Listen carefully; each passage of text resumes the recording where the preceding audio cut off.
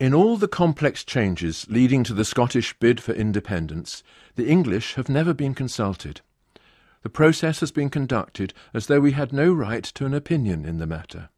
It was all about Scotland and how to respond to Scottish nationalism. As an Englishman, I naturally ask why my interests in the matter have never been taken into account.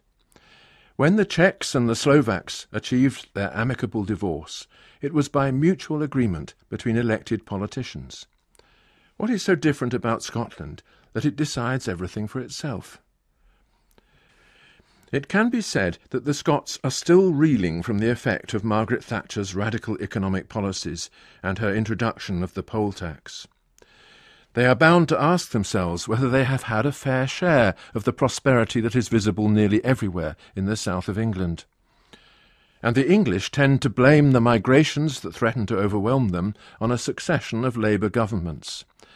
By allowing mass immigration into England and refusing to confront the European Union's commitment to the free movement of peoples, the governments of Blair and Brown seriously undermined the English sense of identity. At the same time, through the creation of a Scottish Parliament, they gave a new identity to the Scots. The effect of the Scottish Parliament, however, was not only to ensure that the Scots would govern themselves, but also to make it more likely that they would continue to govern the English. The Labour Party did not want to lose those Scottish MPs, since it was thanks to them and to the Scottish vote that the Labour Party had achieved such a large majority in Westminster.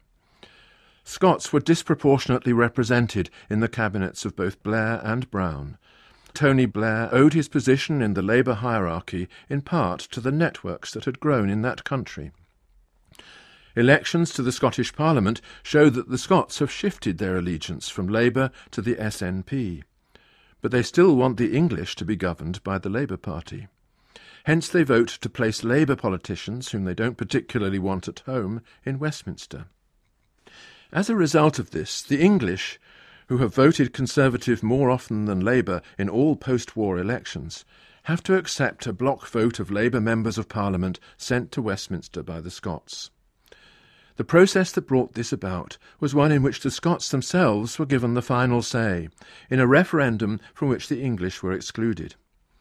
In other words, the process of devolution has an air of gerrymandering, the effect of which has been to secure a Labour bias in the Westminster Parliament, while allowing the Scots to govern themselves in whatever way they choose. And the process continues. In response to Alex Salmond's bid for independence, the people of Scotland have been granted another referendum. But again, the people of England have been deprived of a say. Why is this? Are we part of the Union or not? Or are the politicians afraid that we would vote the wrong way? And what is the wrong way? What way should we English vote, given that the present arrangement gives 2 votes to the Scots for every vote given to the English? Should we not vote for our independence, given that we risk being governed from a country that already regulates its own affairs and has no clear commitment to ours? In my opinion, defence is the sole reason for thinking that the break-up of the Union might be bad for both our countries. The Union would have to be replaced by a strong and committed alliance. But I think this would happen, just as the colonial administration of America transformed itself in time into the Western Alliance, which brings the British and the Americans together and fighting side by side in every major crisis. Suppose, then, we English were finally allowed a say in the matter. Which way would I vote? I have no doubt about it. I would vote for English independence, as a step towards strengthening the friendship between our countries. It was thanks to independence that the Americans were able at last to confess to their attachment to the old country, and to come to our aid in 2 world wars.